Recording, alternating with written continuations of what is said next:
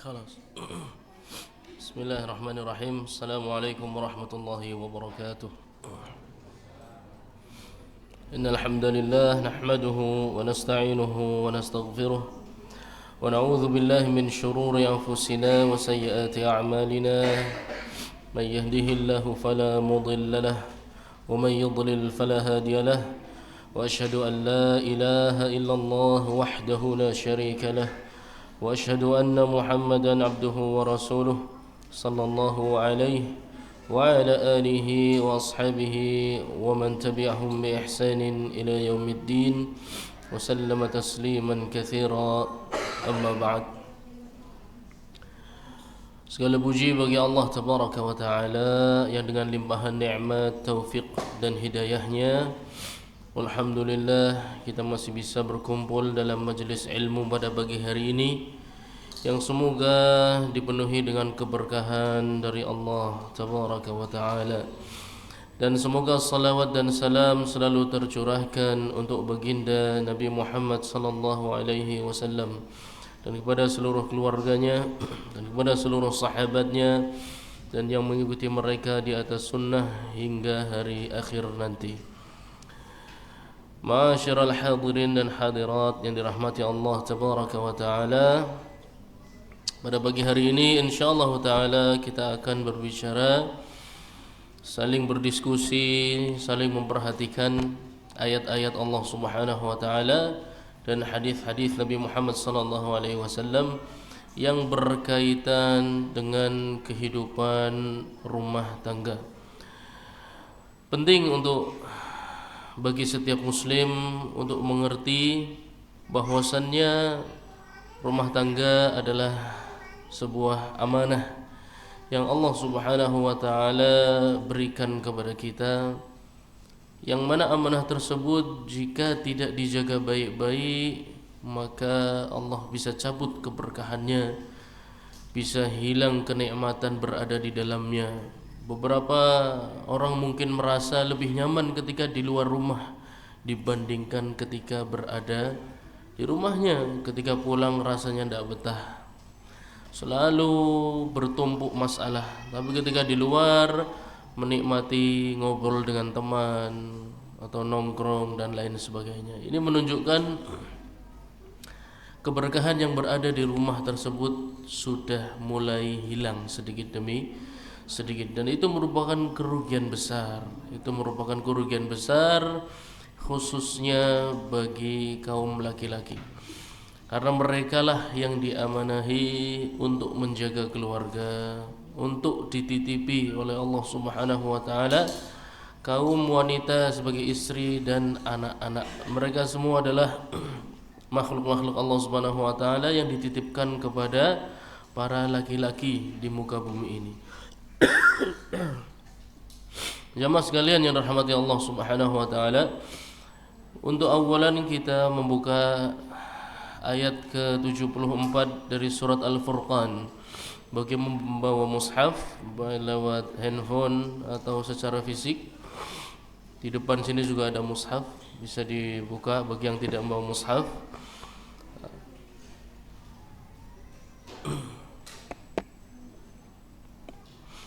Silahkan dibuka surat Al-Furqan ayat yang ke-74.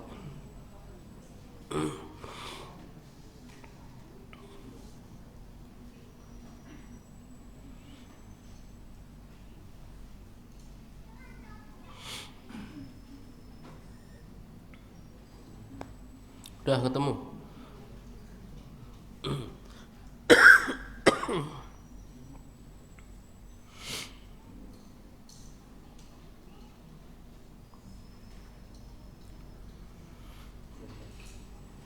Khalas.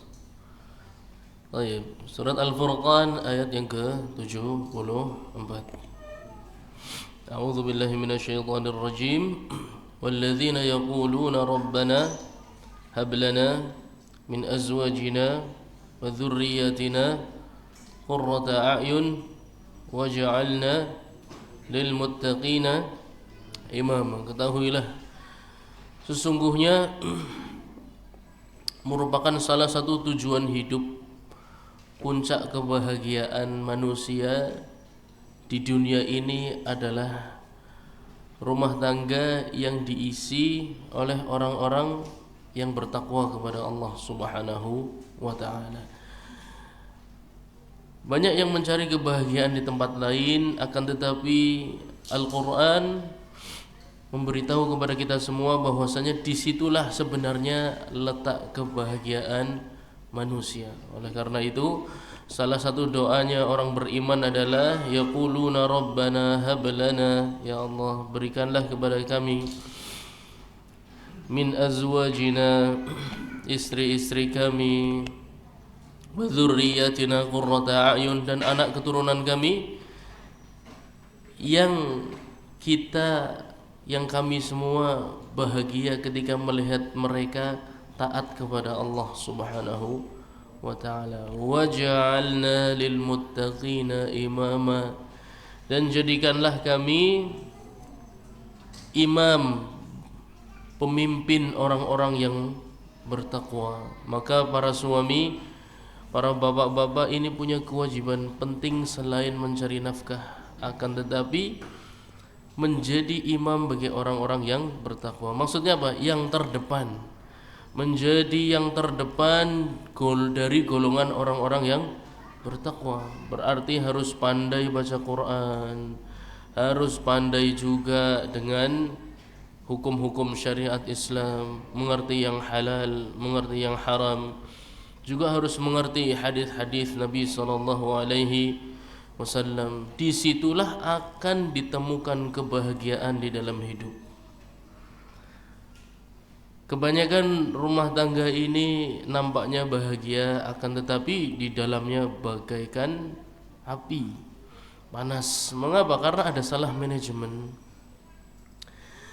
Seorang suami menanamkan kebahagiaan kepada keluarganya itu dengan mengukurnya dengan harta. Ini kesalahan yang fatal. Inilah awal semua cekcok, awal semua kehancuran, awal semua penyimpangan, awal tidak ditemukannya kebahagiaan di rumah, ketika seorang suami sudah menanamkan kepada istri dan anak-anak bahwasanya kebahagiaan itu selalu berkaitan dengan harta. Setiap bertemu dengan mobil yang mewah, Mi doakan ya Mi biar Abi bisa beli mobil itu. Setiap ketemu rumah yang mewah, doakan ya Mi biar kita bisa punya rumah yang besar. Setiap ketemu orang pejabat, nak semoga kamu besar nanti jadi dokter, jadi pilot, jadi TNI, jadi polisi. Ukuran-ukuran dunia inilah yang menghilangkan keberkahan di dalam rumah, sehingga istri jadi ambisius, anak menjadi ambisius, suami pun menjadi ambisius. Yang mana kalau mendapatkan dunia mereka akan bahagia, kalau tidak dapat mereka tidak bahagia.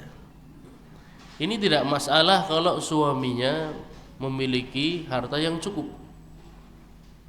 Menjadi masalah ketika suaminya mengalami kondisi yang menurun secara ekonomi. Karena dari awal yang ditanamkan pada keluarga yang namanya bahagia itu adalah kendaraan yang mewah, rumah yang besar, uang yang banyak, bisa beli ini, bisa beli itu, bisa piknik ke sana, bisa piknik ke situ. Suatu hari ketika seorang suami sudah kehilangan kemampuannya untuk membahagiakan keluarganya secara ekonomi, maka sudah tidak ada lagi harganya di mata keluarganya. Maka jangan menanamkan kebahagiaan dalam keluarga itu pakai uang. Jangan menanamkan kebahagiaan di dalam keluarga itu pakai ukuran-ukuran yang duniawi, yang cenderung membuat manusia muncul ambisi, muncul syahwatnya. Maka bagi pemegang kendali di rumah tangga, bapak-bapak sekalian yang rahmati Allah Subhanahu wa taala, harus mulai mengerti bahwasanya kebahagiaan itu dicapai dengan menjadi yang terdepan dalam ketakwaan kepada Allah Subhanahu wa taala. Tanamkan kepada istri, anak-anak bahwasanya bahagia itu dengan menghafal Quran, bahagia itu dengan membaca Al-Quran, Bahagia itu dengan hadir majlis-majlis ilmu. Bahagia itu ketika bisa berkumpul dengan para ulama dan salihin. Bahagia itu ketika bisa qiyamul lail, berdoa, memohon ampun, meminta surganya Allah Subhanahu wa taala. Dan yang tidak tepat juga adalah betul dia beribadah, bangun malam, tapi lagi-lagi ketika bangun malam doanya lagi-lagi dunia lagi. Doanya lagi-lagi minta diberikan rumah lagi, minta diberikan kendaraan lagi. Semua urusannya hanya berkaitan dengan dunia. Ini yang membuat rumah tangga sering dilanda gonjang-ganjing. Karena semua sudah diukur dengan dunia, padahal dunia itu fana, dunia itu mudah sekali, kapanpun dicabut Allah Subhanahu wa taala. Maka perhatikan ayat tersebut, walladzina yaquluna rabbana hab lana min azwajina wa dhurriyyatina qurrata a'yun waj'alna lil muttaqina imama. Ya Allah, jadikanlah kita semua ini orang-orang yang terdepan dalam hal ketakwaan. Tidak perlu menanamkan harus bersaing dengan rumah yang itu, dengan keluarga yang itu, tidak perlu. Fokusnya seorang bapak dalam rumah menanamkan bahwasannya kita akan mendapatkan kebahagiaan di rumah ini dengan bertakwa kepada Allah Subhanahu wa taala. Oleh karena itu Al-Imam Al-Hasan Al-Basri menafsirkan ayat tersebut, wa ma syai'un aqarra li 'ainil mu'min min an yara habibahu fi ta'atillah. Ketahuilah, seorang mukmin itu salah satu kebahagiaan yang paling puncak adalah melihat orang yang dicintai taat kepada Allah Subhanahu wa taala.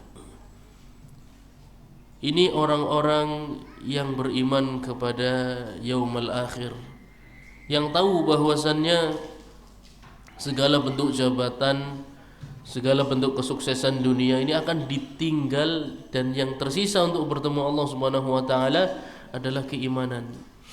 Maka kepala keluarga yang sadar akan hal tersebut tahu bahwasannya yang perlu digali di dunia ini adalah masalah keimanan. Karena itu yang akan dibawa mati oleh seluruh keluarganya. Adapun harta dan lain sebagainya semua akan ditinggal. Semua akan menjadi bahan rebutan oleh orang-orang di sekitarnya. Tetapi keimananlah yang akan dibawa mati, yang akan dibawa untuk bertemu Allah Subhanahu wa taala. Maka seorang ayah yang tahu, yang sadar akan hal tersebut, bahwasannya kebahagiaan di rumah itu dengan menanamkan ketaatan dan ketakwaan kepada Allah Subhanahu wa taala akan menyiapkan yang terbaik, dan dimulai dari dirinya sendiri. Dan tidak menyandarkan kepada keluarganya. Beberapa kepala keluarga ini menyandarkan ketaatan, ketakwaan itu kepada istri dan anak-anaknya. Saya tugasnya cari uang, jadi tugasnya ibadah itu untuk istri dan anak-anak. Ini salah besar. Salah besar. Mengapa? Karena anak-anak yang pertama nalarnya tidak seperti orang dewasa. Setaat apapun dia kepada Allah Subhanahu wa taala, kemungkinan menyimpangnya sangat tinggi. Dan kita saksikan sendiri banyak, ya. Seorang anak penghafal Quran, mondok, ya. Anaknya ustadz, anaknya seorang pemuka dakwah. Tapi ternyata tertangkap merokok di pondok pesantren. Jadi anak-anak itu ya, tetaplah anak-anak. Dia akan sangat mudah terjerumus dalam sebuah kesalahan. Tidak tepat seorang kepala keluarga itu menyerahkan ketakwaan kepada anggotanya, kepada istri dan anak-anak. Yang pertama harus menjadi contoh justru orang tuanya, justru bapaknya maksudnya. Adapun istrinya, dan saya saksikan sendiri banyak. Seorang ibu penghafal Quran, jilbabnya juga panjang, ya, kalau ikut musabaqah tilawah Quran juara. tapi ternyata tidak mampu memberikan hak suami yang seharusnya, berkata kasar, kemudian juga suka ghibah, membocorkan aib-aib keluarga di luar. Wajar, mengapa? Karena wanita itu cenderung memang menyimpang. Kalau seorang laki-laki tidak pandai menasehati istrinya, maka siap-siap akan mengalami banyak gonjang-ganjing di dalam rumah tangganya. Mau sesoleh apapun istrinya, mau sesoleh apapun anaknya, kalau ayahnya tidak peduli dengan ilmu agamanya sendiri dan kemampuannya, dan tidak mampu menasehati istri dan anak-anaknya, maka dia sudah menyerahkan kepemimpinan takwa di rumah kepada yang bukan ahlinya. Yang ahli memimpin ketakwaan di dalam rumah itu adalah suami, itu adalah seorang bapak.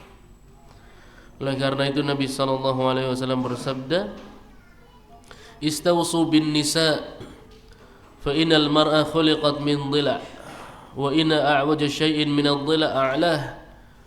فإن ذهبت تقيمه كسرته وإن تركته لم يزل أعوج فاستوصوا بالنساء." رواه البخاري. Hadis diriwayatkan oleh Al-Imam Al-Bukhari.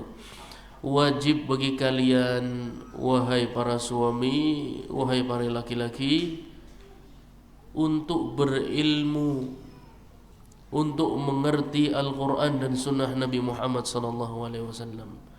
Karena kalian punya kewajiban menasehati kepada istri dan anak-anak. Tentu nasihatnya dibangun di atas ilmu, bukan atas hawa nafsu dan keinginannya sendiri, bukan. Maksudnya adalah nasihat yang dibangun di atas ilmu.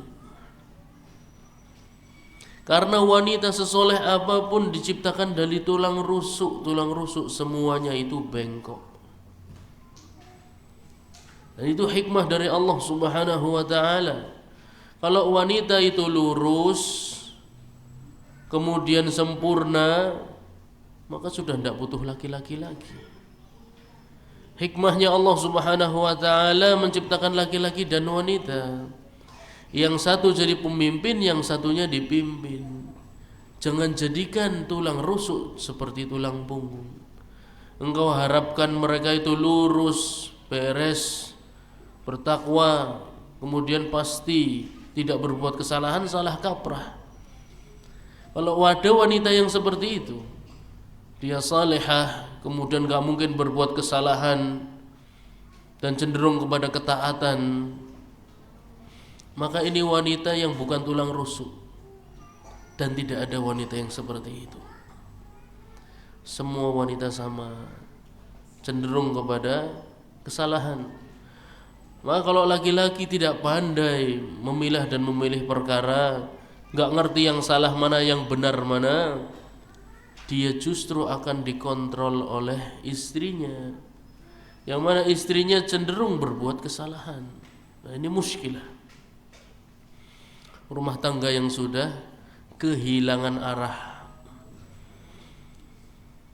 Maka Nabi SAW mengingatkan pada kita semua, istausu bin nisa, kalian itu harus ngerti ilmu agama supaya bisa menasehati istri dan keluarga kalian.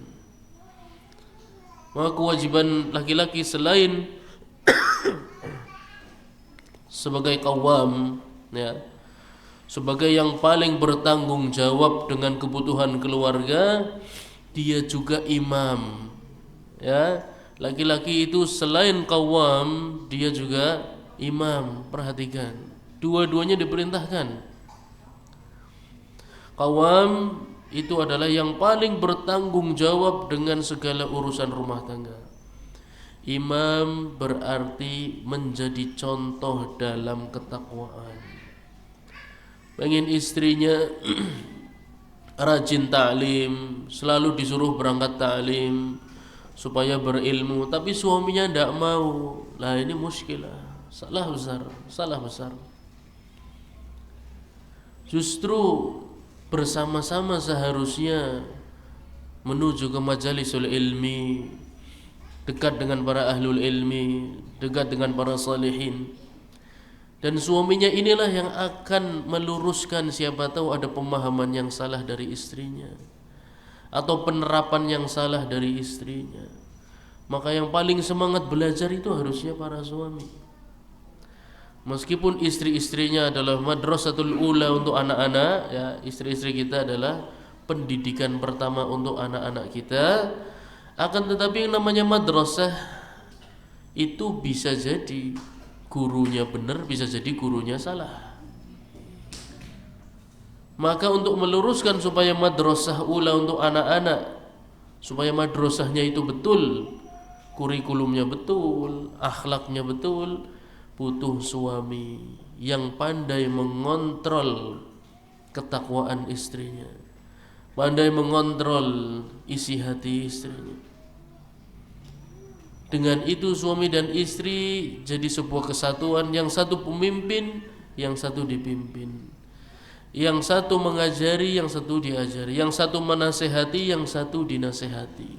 Dengan seperti itu terciptalah rumah tangga, keluarga yang sesuai dengan fitrahnya. Ma'asyiral muslimin dan muslimat yang dirahmati Allah Subhanahu wa taala. Tentu ayatnya sudah tidak asing lagi, ya. Allah Subhanahu wa taala berfirman, "Ya ayyuhalladzina amanu qu anfusakum wa ahlikum nara waquduha an-nas wal hijarah." Ya. Wahai orang-orang yang beriman, jagalah diri kalian, ya, maka perintah pertama adalah untuk diri kalian terlebih dahulu dan keluarga kalian. Maka bagi kepala keluarga untuk memperhatikan kualitas ilmunya dia terlebih dahulu, kualitas ilmu dirinya terlebih dahulu.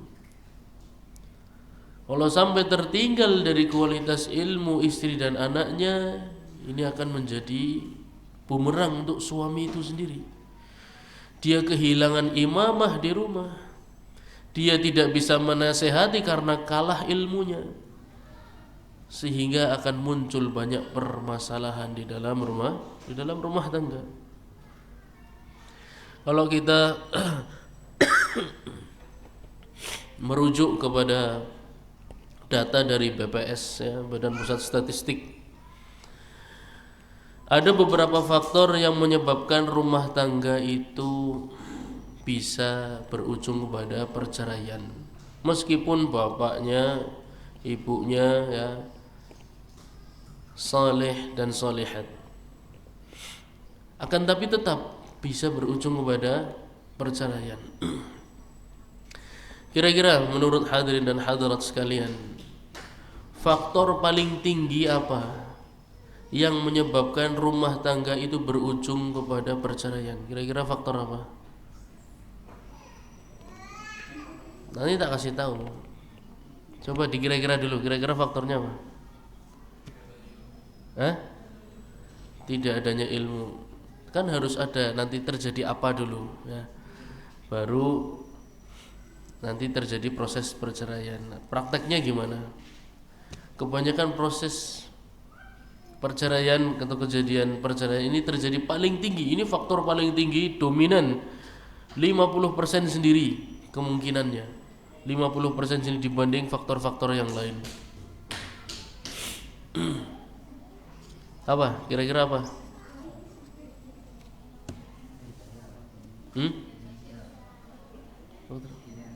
Finansial masuk, tapi itu ternyata hanya menduduki sekitar 25%. Faktor finansial itu cukup besar, 25%. Tapi ada yang sampai 50%, berarti 2 kali lipatnya. Komunikasi. Ini faktor paling tinggi terjadinya perceraian di data BPS, dibuktikan di pengadilan-pengadilan, adalah buruknya komunikasi atau banyaknya cekcok antara suami dan istri. Ini terjadi juga di tubuh kaum muslimin. Karena apa?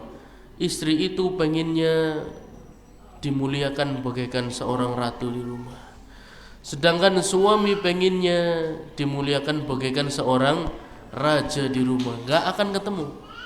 Ini kalau udah mentalnya begitu, dua-duanya ndak akan ketemu, ya. Dan akan berujung pada cekcok, ya. Makan ndak enak sedikit tersinggung, ya. Pakaian yang mau dipakai ternyata belum disetrika, marah. Karena dia berharap seperti raja, semuanya harus sudah ada, siap, tepat pada waktunya, ya. Iya kan? Kamu nggak tahu kalau surga kamu tuh berada di dalam ridhonya suami, ya. Kamu jangan main-main, sibuk main HP dan lain sebagainya. Kamu tuh harusnya mikirkan suami. Seluruh hidup kamu tuh untuk memikirkan suami. Nah, dia pengennya itu diperlakukan seperti seorang raja karena dia tahu ridho istri itu berada pada suaminya.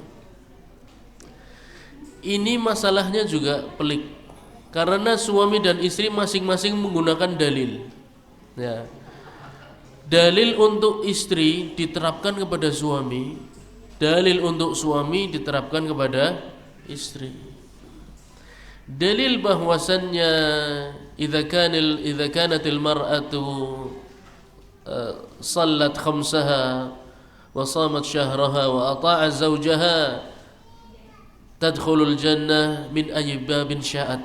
Kalau seorang wanita itu salat 5 waktu, puasa Ramadan, menaati suaminya, masuk ke dalam surga dari pintu yang dia kehendaki.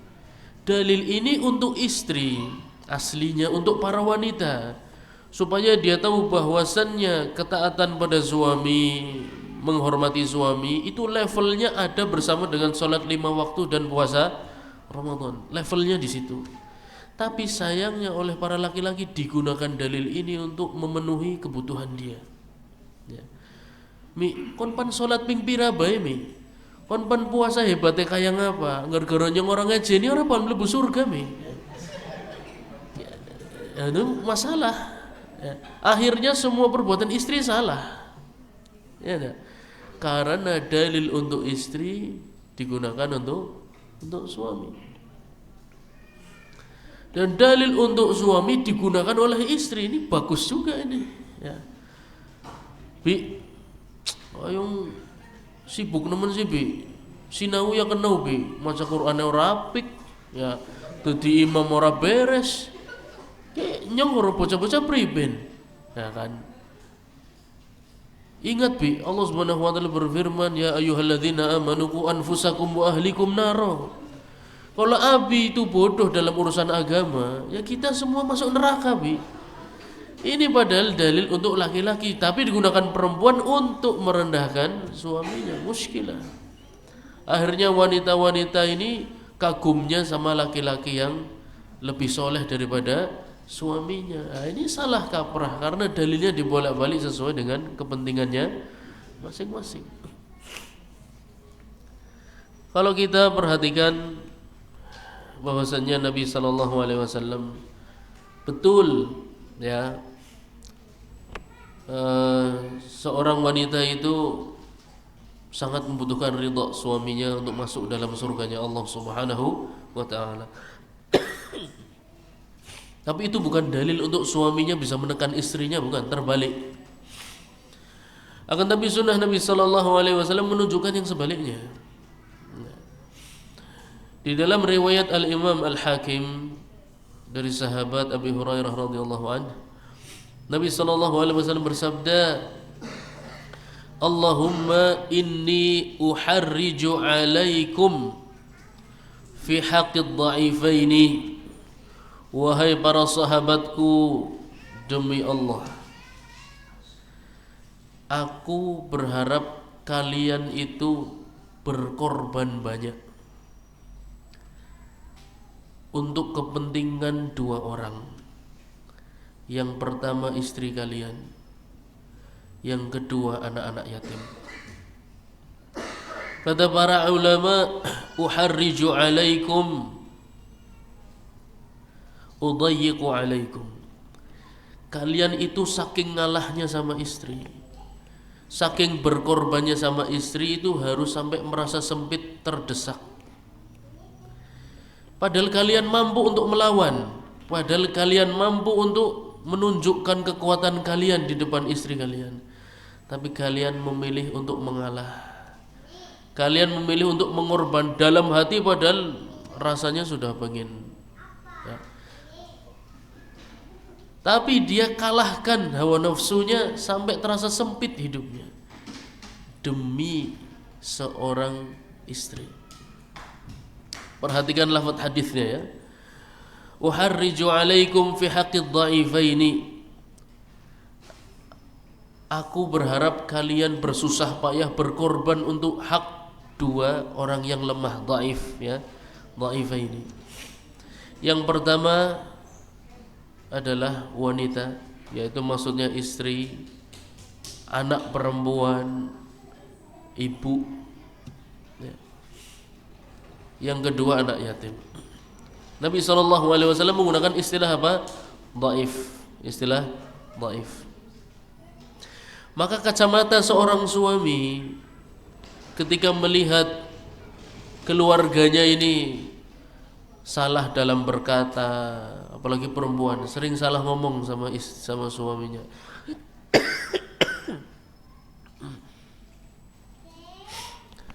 Jangan pakai kacamatanya raja, ya. Seorang suami dalam bermuamalah kepada istri dan anak-anaknya itu jangan pakai kacamatanya seorang raja, yang mana kalau berbuat salah harus dihukum, ya. Yang mana berhak untuk membentak, berhak untuk memerintah dengan seenaknya kapanpun, dimanapun, apapun yang terjadi, nggak ada alasan. Akan tapi Nabi SAW mengisyaratkan kepada para kepala keluarga untuk melihat istri dan anaknya dengan kacamata du'afa. Jadi mereka itu harus dianggap sebagai kaum yang du'afa. Berarti dengan kaum yang du'afa kita harus seperti apa? Lemah lembut ya. Menolong, kemudian menyayangi, mengalah, karena mereka sudah menggantungkan hidupnya kepada kita, menggantungkan pagi siang malam kepada suaminya. Maka kacamata suami itu bukan seharusnya seperti raja, akan tapi melihat mereka sebagai kaum du'afa yang lemah, perlu untuk ditolong, kesalahannya perlu untuk dinasehati, untuk diperbaiki. Oleh karena itu di hadis yang sebelumnya kita sebutkan, Nabi SAW mengatakan, kalau kalian ingin meluruskan seorang wanita dengan cara memaksa, pasti kalian akan patahkan dia, karena dia memang tercipta dari tulang rusuk yang bengkok. Tulang rusuk yang bengkok kalau diluruskan pasti patah. Maka tidak bisa dipaksa, bisanya dinasehati. Fastausu bin nisa khairan, kata Nabi SAW.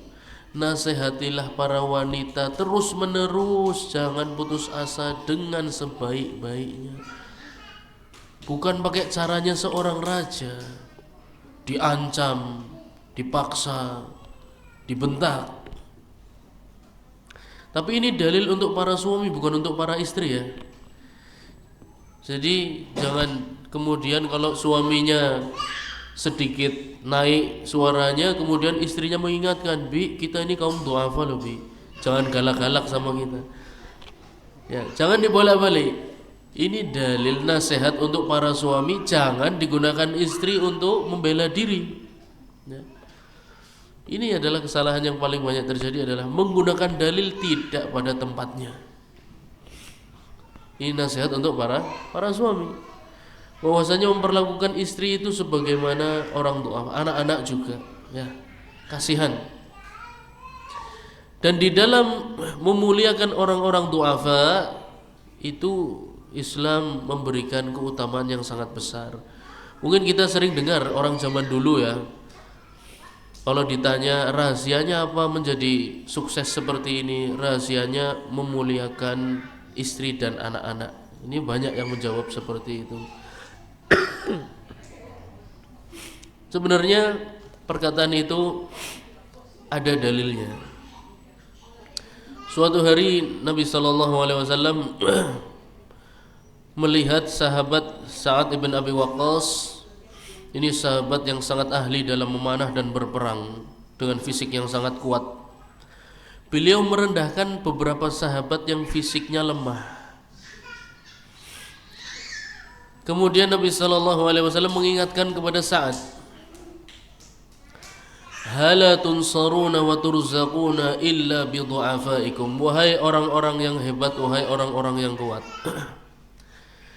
kalian itu sesungguhnya dimenangkan Allah, disukseskan Allah, diberikan rizki oleh Allah Subhanahu wa ta'ala karena kalian menanggung beban orang-orang du'afa. Ya.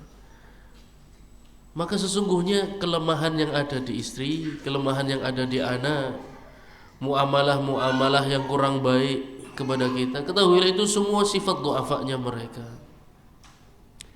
Dan kalau kita sabar dan kita tetap bisa menjaga keharmonisan rumah tangga, maka siap-siaplah mendapatkan keutamaan dari Allah Subhanahu wa ta'ala. An-nasr wal rizq. Kalian akan dimenangkan, kalian akan disukseskan, dan akan diberikan rizki oleh Allah Subhanahu wa ta'ala. Karena para du'afa ini amanah. Kalau kalian menjaga amanah dari Allah, maka yang memberi amanah ini akan banyak membalas kepada kita semua. Maka harus manfaatkan betul kesempatan merawat keluarga ini, dimanfaatkan betul. Itu sumber kesuksesan hidup, sumber rizki, salah satu sumber rizki dari Allah Subhanahu wa ta'ala.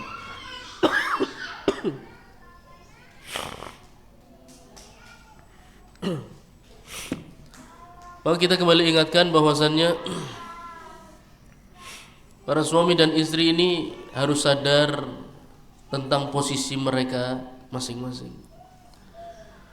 Istri dan anak-anak harus belajar syariat Islam, tentu saja jelas. Anak-anak itu adalah amal jariahnya orang tua. Kalau tumbuh jadi anak yang saleh dan salihat, maka orang tuanya insya Allah meninggal dalam keadaan tenang, karena akan mendapatkan pahala terus-menerus dari semua kebaikan yang diamalkan anak-anaknya meskipun orang tuanya sudah wafat. Salatnya bapaknya dapat di kuburan, puasanya bapaknya masih dapat di kuburan, anaknya bangun ponpes bapaknya di kuburan, dapat semua pahala anak-anaknya. Nabi SAW bersabda, "Innamal waladu min kasbi walidihi." Karena anak-anak ini merupakan jerih payah kedua orang tuanya. Maka harus orang tua punya cita-cita memiliki anak yang saleh dan salihat, itu harus. Dan itu tanda orang tua yang cerdas. Dia mengorbankan investasi yang paling berharga dan jariah, keuntungannya sampai dibangkitkan yaumul qiyamah. Tidak ada habisnya seluruh amalan yang dilakukan anak-anaknya, semuanya. Dan bahkan ketika anak-anaknya punya anak-anak lagi yang saleh dan salihat lagi, maka kakek neneknya pun ikut mendapatkannya. Nikmat, ya. Kenikmatan yang luar biasa adalah Anda memiliki anak yang saleh dan salihat. Silahkan beristirahat dengan tenang. Kalau meninggalkan anak yang saleh dan salihat, semoga Allah Subhanahu wa ta'ala memberikan kita kenikmatan ketika di alam kubur, ketika bangkit yaumul qiyamah, penuh mendapatkan pahala dari amalan-amalan anak-anak kita. Istri yang solehat harus menjadi tujuan bagi seorang suami. Mengapa? Karena dia yang akan mendidik anak kita. Ya. Madrasah ula atau sekolah yang pertama. Adapun suami ini adalah pemimpin, ini yang memegang kendali. Kalau tidak berilmu, bagaimana dia akan menasihati keluarganya? Mustahil. Maka semuanya harus rajin talabul ilmi, semuanya harus rajin untuk belajar agama Islam, mengerti yang halal dan haram, mengerti yang dicintai Allah dan dibenci Allah Subhanahu wa ta'ala, dan mengerti tiap-tiap dalil itu bukan untuk kepentingannya masing-masing, tapi harus mengerti mana dalil yang dia gunakan untuk dirinya, mana yang dia gunakan untuk istrinya, atau istri mengerti harusnya Dalil yang untuk dirinya jangan digunakan untuk menekan suaminya. Semua harus mengerti posisinya masing-masing, sehingga masing-masing akan berbicara, berkomunikasi dengan cara yang terbaik. Mau istrinya sesolihat apapun, suaminya sesoleh apapun, kalau komunikasinya salah, salahnya karena apa? Karena tadi menempatkan dalil tidak pada posisinya. Laki-laki melihat keluarganya dengan kacamatanya seorang raja, dan keluarganya melihat suaminya dari kacamata seorang ratu. Istrinya melihat dirinya harus menjadi seorang ratu, dimuliakan, tidak boleh dikasari. Ini menimbulkan cekcok, komunikasi yang buruk, dan bisa berujung kepada perceraian. Nasallallahu alaihi wasallam. Dan kalau kita perhatikan, merupakan prestasi bagi iblis itu bukan ketika bisa menyebabkan fulan minum minuman keras, bukan ketika bisa menyebabkan fulan berzina, bukan ketika bisa menyebabkan fulan membunuh orang lain, bukan. Tapi pasukan iblis yang paling terhormat adalah ketika bisa menceraikan antara suami dan istri. Ini muskilah ya. Maka masalah apapun ketika terjadi di rumah, ada komunikasi yang buruk, ingat, kalau semakin memburuk berarti Anda sudah menjadi pembantu iblis dan para tentaranya. Di dalam hadis Nabi SAW mengkisahkan bagaimana iblis suatu hari mengumpulkan pasukannya di atas laut. Kemudian salah satu dari pasukannya mendatangi iblis dan berkata, fa'altu kadza wa kadza, aku sudah melakukan ini dan ini. Dijawab iblis, ma fa'alta syai'an, kamu belum berbuat apa-apa, tidak hebat. Sampai datang salah satu pasukan mengatakan, farraqtu baina fulan wa fulana, aku berhasil membuat cerai antara fulan dan fulana. Kemudian didekatkan iblis ke posisi yang paling dekat dengannya. Kemudian dikatakan kepadanya, ni'ma anta, kamu adalah pasukanku yang paling hebat ya. Jangan sampai suami istri terjebak dalam buruknya komunikasi sehingga berujung kepada perceraian. Karena itu cita-citanya iblis. Sangat mereka yang bahagia. Kalau ada suami istri cekcok sampai bercerai, Anda sudah membuat syaitan bertepuk tangan bahagia. Saya merasa nggak cocok, wah dia nggak bisa memuliakan suami. Yang satunya juga, saya nggak cocok dengan suami saya, dia begini dan begini. Anda silahkan cari wanita di dunia ini mirip-mirip yang satu dengan yang lain. Pasti ada saja kekurangannya, pasti ada saja. Para suami ingin mencari istri seperti apapun, hampir sama kekurangannya, pasti ada aja. Kelebihan di sini pasti kurang di sini, kelebihan di sini pasti kurang di sini, sama. Istri pun sama, ingin mencari suami seperti apapun sama saja, pasti ada kekurangannya, karena mereka semua diciptakan dalam kondisi lemah. Wa khuliqal insanu dha'ifa, manusia itu diciptakan dalam kondisi lemah, pasti berbuat kesalahan, pasti tidak memuaskan, pasti membuat kecewa. Maka suami dan istri harus menyadari bahwasanya satu dengan lain ini punya kelemahan masing-masing. Kalau sudah sadar punya kelemahan masing-masing, lalu bagaimana untuk menyelamatkan biduk keluarga dan rumah tangga? Satu-satunya cara untuk menyelamatkan biduk rumah tangga adalah dengan melihat kelebihannya masing-masing. Kalau mau lihat minusnya atau kurangnya saja, maka tidak akan selamat rumah tangga yang seperti ini. Tidak akan selamat rumah tangga yang suami dan istri saling melihat kurangnya saja, tidak akan selamat. Akan berujung pada kehancuran dan cekcok setiap hari, tidak ada habisnya. Tapi coba lihat kelebihannya masing-masing. Kalau fokusnya pada kelebihan, insya Allah kekurangan sedikit-sedikit ini tidak akan membuat hati menjadi sempit, tidak akan membuat gelisah, tidak akan membuat marah.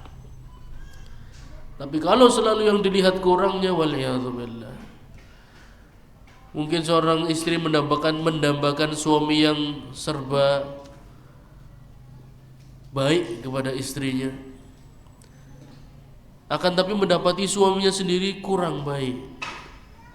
Kalau seandainya dia mau bersyukur, banyak wanita yang bahkan sudah usia 40 tahun lebih belum menikah, itu banyak sekali. Tapi dia diberikan nikmat memiliki suami yang menjaga dirinya, masih komitmen menjaga kehormatan keluarganya. Ini nikmat yang besar. Tapi ini untuk istri, bukan untuk suami ya. Jadi suami nanti, kamu tuh harusnya bersyukur punya suami seperti saya. Nah, jangan begitu. Di luar sana banyak yang belum menikah. Pokoknya jangan model begitulah. Ya. Jangan dibolak-balik. Ini nasihat untuk istri. Ya. Jangan digunakan hujah untuk suami, bukan. Ini nasihat untuk istri. Untuk suami, lihatlah kelebihan istri. Ya mungkin masakannya kurang enak, ya gampang masakan kurang enak, tinggal beli di luar, banyak yang masakannya enak-enak ya. Atau mungkin tutur katanya kurang lembut, ya tidak apa-apa tutur katanya misalnya kurang lembut, tapi misalnya dia cekatan dalam membantu suaminya. Coba dilihat hal-hal yang kelebihan ya. Saya yakin sejelek-jeleknya masakan istri, atau nyucinya tidak bersih, nyapu ngepel rumahnya tidak bersih, paling tidak kalau suami sakit, kalau suami sakit, hampir semua istri itu merawat suaminya. Ini saya yakin sih, hampir semua istri merawat suaminya. Coba dilihat itunya aja lah ya. Tapi ini untuk suami, bukan untuk istri ya. Nanti jadi balik kon kan dengan orang lagi meriang sih ngopeni siapa. Bukan buat begitu. Ya, ini untuk suami. Jadi tolong masing-masing jangan menggunakan dalil untuk kepentingannya pribadi ya.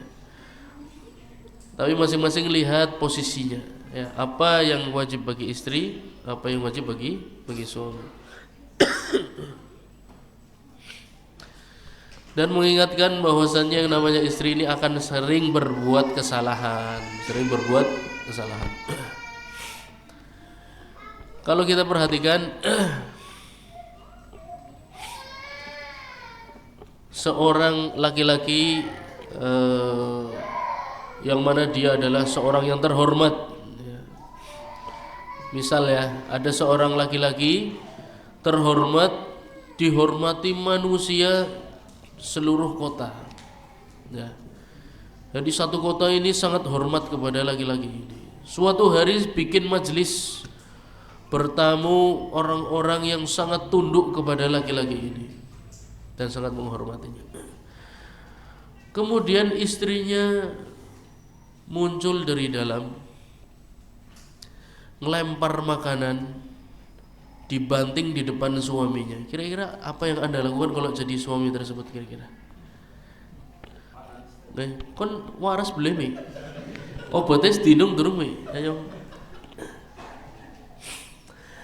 Akankah, tapi tahu enggak antum kalau itu terjadi pada Nabi sallallahu alaihi wasallam? Suatu hari beliau sallallahu alaihi wasallam, beliau pemimpin orang Islam, ya. Semua sahabatnya tunduk kepada Nabi sallallahu alaihi wasallam. Suatu hari sedang bermajlis dengan para sahabat kibar sahabat. Kemudian salah satu istri Nabi mengirimkan makanan ke rumah beliau, yang mana saat itu beliau sedang bersama Aisyah radhiyallahu anha. Ketika mengirimkan makanan di depan hadirin para tamu itu, disaksikan semua sahabat. Keluarlah Ummul Mukminin Aisyah radhiyallahu anha. Makanan ini langsung dipukul di saat itu juga. Dipukul makanannya, nampannya sampai pecah, makanannya berantakan. Tapi Nabi sallallahu alaihi wasallam marah sedikit pun tidak. Beliau tersenyum karena tahu. Makanya kacamata raja apa kacamatanya du'afa? Kacamatanya itu ya Allah. Apa kata Nabi sallallahu alaihi wasallam? Gharat ummukum. Ibumu sedang cemburu, ibumu sedang Cemburu. Nabi ambil makanan yang tumpah satu persatu di hadapan para sahabat, tidak malu. Beliau pemimpinnya. Para sahabat hanya nonton bagaimana beliau menunjukkan akhlak kepada seorang wanita. Tapi ini untuk para suami, bukan untuk para istri ya. Jadi jangan dibalik, bi direwangi yang kena bi kayak Nabi kayaknya. Beliau ambil satu-satu. Nampan yang pecah beliau simpan, beliau ambil yang baru dari rumahnya Aisyah, diberikan nampan yang baru, kemudian disuruh pulang. Makanannya beliau kumpulkan, beliau masukkan ke dalam rumah. Akhlak yang luar biasa kepada wanita yang berbuat kesalahan, mecahkan piring, ya hal-hal biasalah, ya. Telat membersihkan rumah, hal-hal yang biasa. Jangan terlalu diambil pusing. Tetap tersenyum, anggaplah itu sebagai, ya itulah wanita, pasti akan berbuat kesalahan. Juga kisahnya ketika itu Nabi SAW sedang bersama istrinya Saudah radhiyallahu anha. Kemudian datanglah Aisyah membawa makanan. Sekarang dibalik, Aisyah yang bawa makanan, ya. Membawa makanan yang cukup mewah di zaman tersebut. Khazirah itu, Kharizah atau Khazirah, lupa. Itu terbuat dari daging, kemudian ada kuahnya, dagingnya dipotong kecil-kecil, disebutkan para ulama. Itu campuran antara daging yang dipotong kecil-kecil, kemudian ada kuahnya, dan sangat lezat di zaman tersebut. Gantian ini Aisyah yang bawa. Setelah dihadirkan di hadapan Nabi, jadi Nabi posisinya di tengah, ya, kakinya selonjor. Di sisi yang satu ada Saudah, di sisi yang satu Aisyah membawa makanan. Kemudian makan taruh tengah, Aisyah mengatakan kepada Saudah, kuli, wahai Saudah, makan makanannya. Saudah tidak mau, gengsi, ya kan? Saya bisa masak sendiri. Kalau saya makan makanan kamu, ya berarti kalah sama kamu. Ya, tidak mau Saudah suruh makan. Kuli, innaki lata'kulina aw la'ulattikhanna fi wujuhik, fi wajhik. Wahai Saudah, kamu cuma punya dua pilihan. Kamu makan sekarang, atau makanan ini aku lempar ke muka kamu. Kamu cuma punya dua pilihan. Ya. Tetap Saudah gak mau makan. La akul, saya gak mau makan. Kemudian kira-kira antum berada di tengah-tengah, apa yang akan antum lakukan kira-kira? Antum berada di tengah-tengah nih, Nabi SAW berada di tengah-tengah. Kira-kira apa yang antum lakukan? Wis aja ribut misalnya. Ya dah. Coba, karena antum masih seperti seorang raja menghadapi wanita. Coba diikuti dulu. Len aja gendilen, coba ya. Ternyata betul, ya. Aisyah ngambil makanan ini dilemparkan ke mukanya Saudah, dilepeti ke mukanya Saudah. Ya. Kalau antum jadi Nabi gimana? Bisa kayak gue sih, orang oleh, haram gue. Ya. Nabi SAW mengangkat kedua kakinya, ditarik kakinya. Berarti disuruh apa kira-kira? Ya bukan balas mana orang apa. Betul, Saudah ambil makanan dibalas ke mukanya Aisyah. Akhirnya terjadilah lepet-lepetan makanan. Dan Nabi SAW tersenyum melihat hal tersebut. Terkadang mereka punya sifat kekanak-kanakan, maksudnya itu. Jadi biarkan, jangan batasi sifat kekanak-kanakan tersebut. Kadang perlu keluar. Tapi ini dalil untuk suami, bukan untuk istri. Ya, bi orang wong wadonnya kayak gue. Ya, ini dalil untuk para suami, bukan untuk para istri. Sampai akhirnya keributan itu terdengar dari luar. Kemudian melintaslah sahabat Umar ibn al-Khattab radhiyallahu anhu. Kemudian Nabi SAW merintahkan kepada keduanya, kuma faksilan, kalian berdua berdiri kemudian cuci muka kalian, ya, karena sepertinya Umar mau masuk ke rumahku ini. Katakan Aisyah, sejak saat itu aku sangat menghormati Umar karena Nabi SAW menghormati beliau radhiyallahu anhu. Ini kisah bagaimana coba bersikap jangan seperti seorang raja di rumah, ya. Kan tapi memperlakukan mereka supaya kehidupan ini lebih asik. Kadang ada permainannya, kadang ada kotornya, ya, kadang ada ruwetnya, biasa. Akan tapi yang penting jangan sampai melakukan perbuatan yang haram, jangan sampai melakukan perbuatan yang haram. Selama masih wajar tak ada masalah, ya. Selama masih wajar maka tidak ada masalah.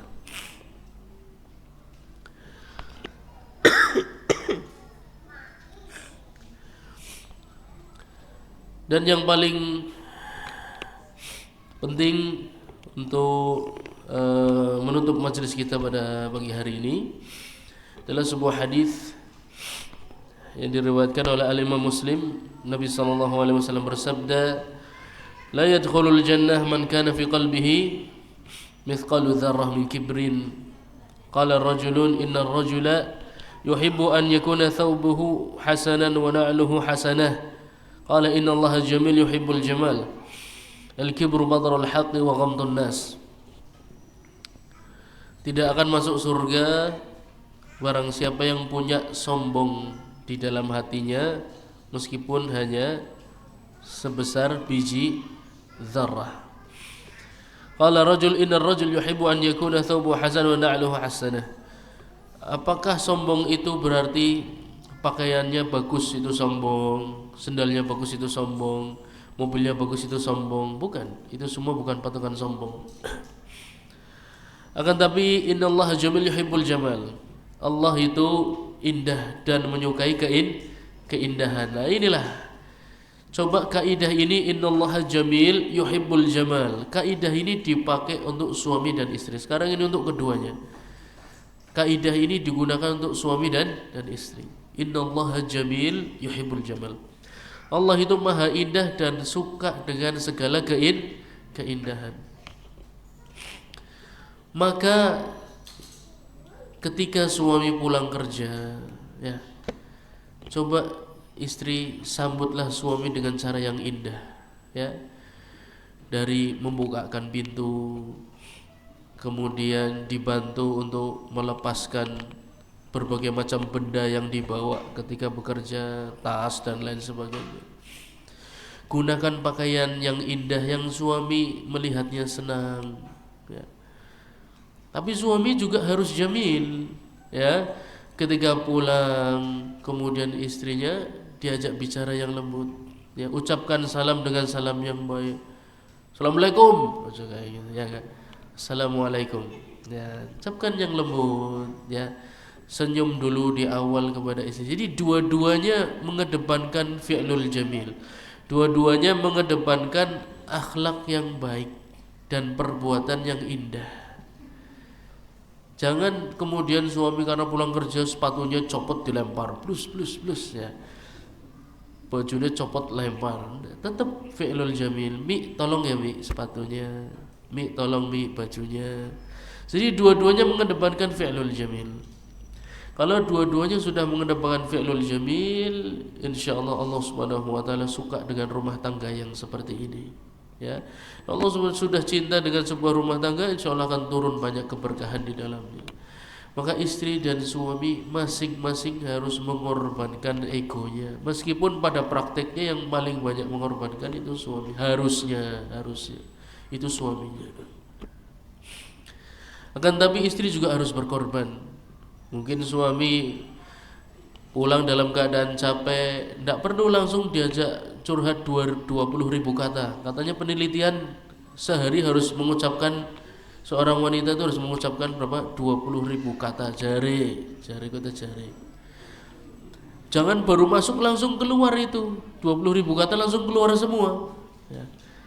Nanti dulu, ya, biarkan beres-beres dulu, bersih-bersih dulu, disambut dengan minuman yang hangat, ya, diwedangi tuli, ya ibaratnya lah dengan jajan tuli sing enak-enak, baru kan nembe cerita, ya kan.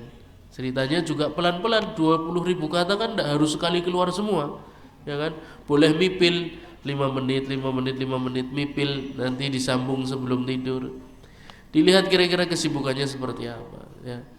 Kalau masing-masing bisa mengedepankan fi'lul jamil, bisa mengedepankan perbuatan-perbuatan yang indah, insyaallah taala rumah tangga akan menjadi rumah tangga yang indah insyaallah taala. Tayyib. Insyaallah kita lanjut di pertemuan yang akan datang. Mungkin sisa waktu kita gunakan untuk tanya jawab. Tafadhal. Diskusi atau tanya jawab. Silakan.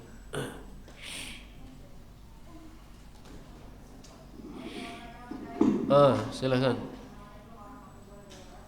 Waalaikumsalam warahmatullahi wabarakatuh. Mengatakan begini, kalau aku meninggal nanti kamu jangan kalah. Masya Allah. Ya, laki-laki yang lebih baik dari aku. Soalnya tidak ada.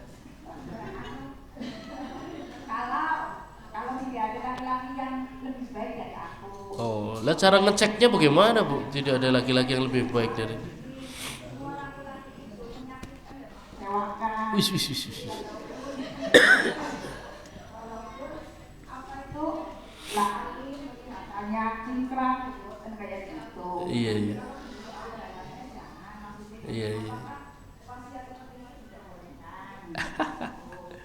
Yang pertama, yang kedua itu tak waktu roba dan jana min azwajina wa ibadina qurrata a'yun wa ja'alna lil muttaqina imama. Nah.